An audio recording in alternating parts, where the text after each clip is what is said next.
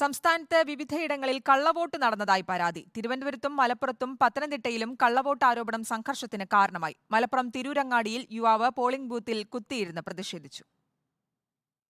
വോട്ടെടുപ്പ് ആരംഭിച്ച് മണിക്കൂറുകൾക്കുള്ളിൽ തന്നെ വിവിധ മണ്ഡലങ്ങളിൽ നിന്ന് കള്ളവോട്ട് ആരോപണവും ഉയർന്നു. മലപ്പുറം തിരൂരങ്ങാടി 51 നമ്പർ ബൂത്തിലെ വോട്ടറായ കുട്ടശ്ശേരി മുസ്തഫ തന്റെ വോട്ട് മറ്റൊരാൾ ചെയ്തെന്നാരോപിച്ച് രംഗത്തെത്തി. വോട്ട് ചെയ്യാൻ ഉദ്യോഗസ്ഥർ അനുവദിക്കാത്തതിനെ തുടർന്ന് മുസ്തഫ പോളിംഗ് ബൂത്തിൽ കുത്തിയിരുന്ന് പ്രതിഷേധിച്ചു.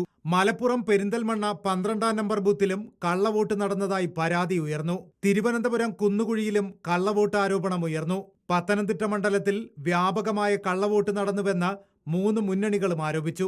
തിരുവല്ലയിലും അടൂർ മണക്കാലയിലും ആനപ്പാറയിലും കള്ളവോട്ട് പരാതി ഉയർന്നു. അടൂർ തെങ്ങമം 134 നമ്പർ ബൂത്തിലും കള്ളവോട്ട് നടന്നതായി കണ്ടെത്തി. പത്തനംതിട്ട കുമ്പഴ വടക്ക് SNVUP സ്കൂളിലെ 1 നമ്പർ ബൂത്തിൽ കൈപ്പത്തി ചിഹ്നത്തിന് ചെയ്ത വോട്ട് താമര ചിഹ്നത്തിൽ പോയെന്നാരോപിച്ച് സ്ഥാനാർത്ഥി ആന്റോ ആന്റണി ബൂത്തിലെത്തി പ്രതിഷേധിച്ചു. മാവേലിക്കരയിൽ LDF പ്രവർത്തകർ ബൂത്ത് പിടിക്കാൻ ശ്രമിച്ചെന്നാരോപിച്ച് UDF രംഗത്തെത്തി. ചുനക്കര പഞ്ചായത്തിലെ 90, 91, 92, 93 ബൂത്തുകളിൽ കള്ളവോട്ട് ചെയ്തു എന്നായിരുന്നു ആരോപണം. വടകരയിൽ ബോധപൂർവം വോട്ടെടുപ്പ് വൈകിപ്പിച്ചു എന്നാരോപിച്ച് KK രമ MLA രംഗത്തെത്തി.